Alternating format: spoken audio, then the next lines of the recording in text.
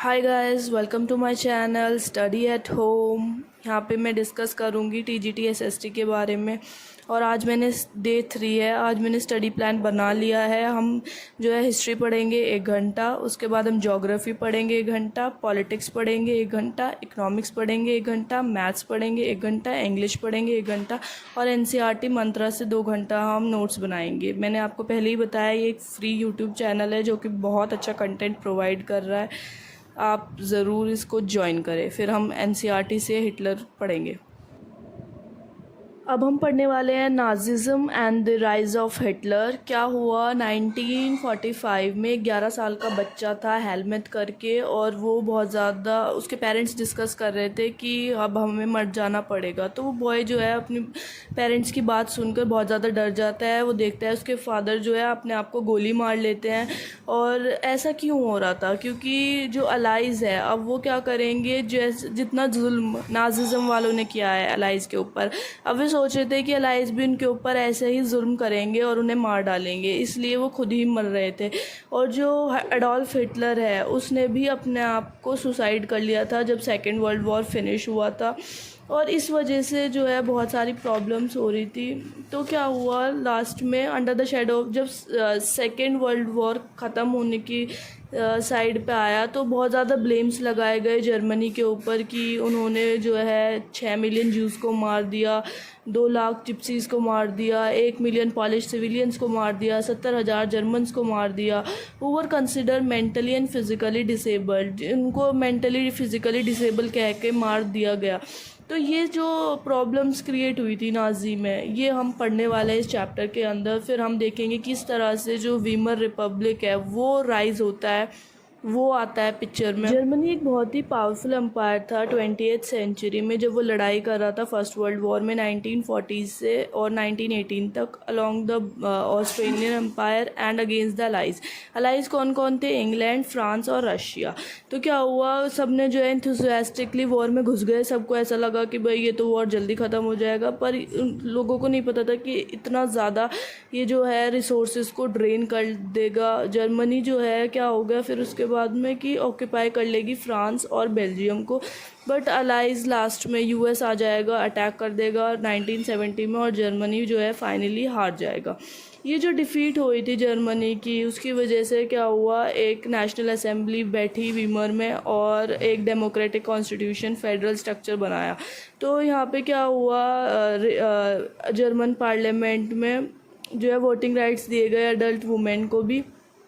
But इस treaty में क्या हुआ, बहुत ज़्यादा हार्श सैंक्शंस लगा दिए गए, ह्यूमिलिएट किया गया जर्मनी को बुरी तरह से। वो हार चुकी थी, उसकी जो कॉलोनीज थी 13%, जो टेरिटरी थी 75% आयरन था, 26% कोल था, वो सब फ्रांस, पोलैंड, डेनमार्क, लिथुनिया, इन सब ने आपस में बांट लिया। और जो अलाइज पावर थी उनने जर्मनी को बिल्कुल कमज़ोर करके छोड़ दिया। इसकी वजह से जो जर्मनी के लोग थे, जर्मनी के लोगों पे बहुत 6 बिलियन का जो है वो लोन भी चढ़ा दिया गया। इसकी वजह से जो थे वहाँ के पीपल जो थी वो बहुत ज़्यादा ही नाराज़ हो गए थे। तो इफ़ेक्ट क्या हुआ वॉर का लोगों के दिमाग पर? लोगों के दिमाग पे जब वीमर रिपब्लिक को जो सपोर्ट कर रहे थे, इतनी ज़्यादा ह्यूमिलिएशन हो गई थी, तो लोग उन्हें नवंबर क्रिमिनल्स के नाम से कहने लगे थे कि जो भी सोशलिस्ट थे, कैथोलिक्स थे, डेमोक्रेट्स थे, इन सब से जो है बहुत ज़्यादा तो फर्स्ट वर्ल्ड वॉर ने भी बहुत ज़्यादा गहरे इम्पैक्ट छोड़े थे माइंड पे। सोल्जर्स को ज़्यादा इम्पोर्टेंस दी जाती थी। मैन को कहा जाता था कि अगर वे एग्रेसिव होंगे, स्ट्रॉन्ग होंगे, मैस्कुलाइन होंगे तो वो बहुत अच्छा करेंगे। उनको फेस करनी पड़ती थी poisonous gases, empty shellings, witness करने पड़ते थे रैंक्स, एग्रेसिव वॉर प्रोपेगेंडा और national honour occupied centre stage in the public sphere, while popular support grew from conservative dictatorship that had recently come into being. Democracy जो थी was indeed a young and fragile idea। कि वो democracy था उस time पे बहुत ही नया नया आइडिया था लोगों के दिमाग के लिए। फिर उसके बाद में हम नेक्स्ट टॉपिक पढ़ते हैं political radicalism and economic crisis. तो उस टाइम पे फिर क्या हुआ, जैसे ही बर्थ हो गया था वीमर रिपब्लिक का, तो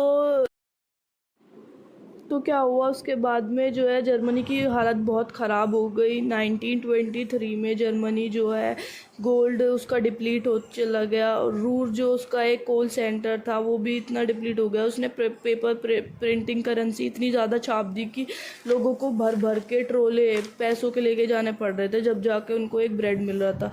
और बहुत ज़्यादा हाइपर इन्फ्लेशन हो गया वहाँ पर। तो इस वजह से क्या हुआ, अमेरिका ने बेल्ड करने के लिए, जर्मनी को बचाने के लिए इन सब से एक डोज प्लान इंट्रोड्यूस किया, जिससे कि जर्मनी का जो फाइनेंशियल बर्डन है वो कम हो सके। फिर क्या हुआ, एक ईयर ऑफ डिप्रेशन आया 1924 से 1928। कुछ थोड़ी सी स्टेबिलिटी रही, बट जर्मन इन्वेस्टमेंट और इंडस्ट्रीज ने। तो फिर क्या हुआ कि अमेरिका में भी जो है ग्रेट डिप्रेशन आ गया, उसकी जो वॉल स्ट्रीट एक्सचेंज थी वो क्रैश हो गई, और इसकी वजह से जर्मनी के ऊपर बहुत बुरा प्रभाव पड़ा। जर्मनी की जो पॉपुलेशन थी वो 40% जो थी वो अनएम्प्लॉयड रह गई। आप ये सब पेज नंबर 54 पे देख सकते हैं एनसीईआरटी की। अनएम्प्लॉयमेंट, यूथ जो है वो चोरी चकारी करने लगे वहाँ पे, ठीक है। और कोई भी मतलब कि जो स्टेबल नहीं रहा कोई भी वहाँ पे, बहुत ज़्यादा फ्रेजाइल सिचुएशन हो गई थी। अब हम देखेंगे कि हिटलर कैसे पावर में आया। पैदा हुआ था 1889 ऑस्ट्रिया में। हिटलर ने अपना जो जवानी थी वो बिल्कुल गरीबी में बिताई थी। फर्स्ट वर्ल्ड वॉर जैसे ही हुआ वो आर्मी में चला गया, फिर उसके बाद में उसने डिफीट कर दिया वर्सलिस ट्रीटी में। वर्सलिस ट्रीटी को वो बहुत ही फ्यूरियस हो गया था लेके।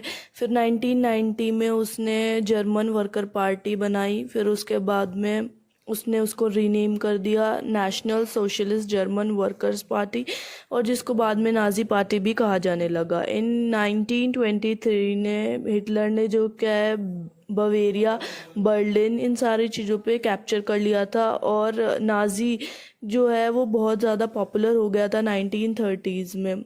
जब ग्रेट डिप्रेशन आया तो फिर हिटलर एक पावरफुल रूलर था जो कि चाहता था कि उससे, उसकी भाषण से लाखों लोग जो है इकट्ठे हो जाते थे, उससे इन्फ्लुएंस हो गए बहुत सारे लोग।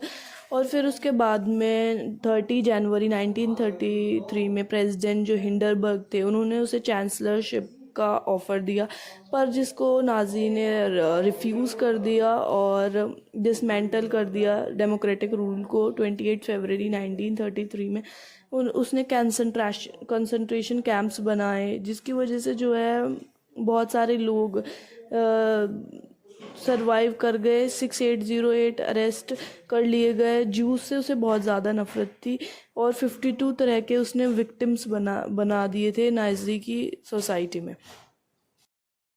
यूथ कैसे थे उस टाइम पर, यूथ जो थे उसने यूथ को जो है बहुत ज़्यादा भर दिया था जूस के ख़िलाफ़।